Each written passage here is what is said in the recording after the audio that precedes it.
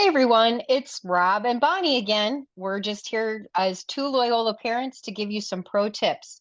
In this session, we're going to talk a little bit about academic support and resources.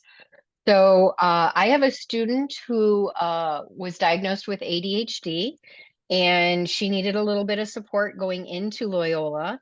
So we made sure that number one, before we even got there, she connected with the right office to get support and find out what options were available to her. So my pro tip here is don't wait until your student is struggling to ask for help. Be proactive and get in there and get information as soon as you can.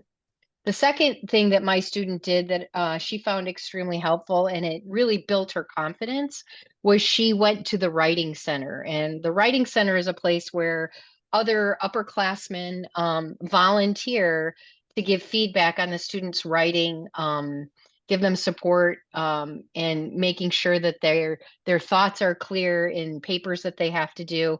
And with my student, she was a little nervous at first, but once she got peer feedback, it really helped her soar, and she's done really, really well at school. Bonnie, what about you? So my pro tip is when my student, especially freshman year, got his syllabi, I said, okay, let's go ahead and look at those and made him look to see when big tests or big projects were due. But even more than that is we looked at professor office hours. Mm. And for both first semester classes and second semester classes, I had him on his calendar schedule out one meeting with a professor by the end of the first month. He had to meet with each professor one time during office hours. And that was really just so that he could see for himself that it's super helpful to get to know your professor before there's a problem.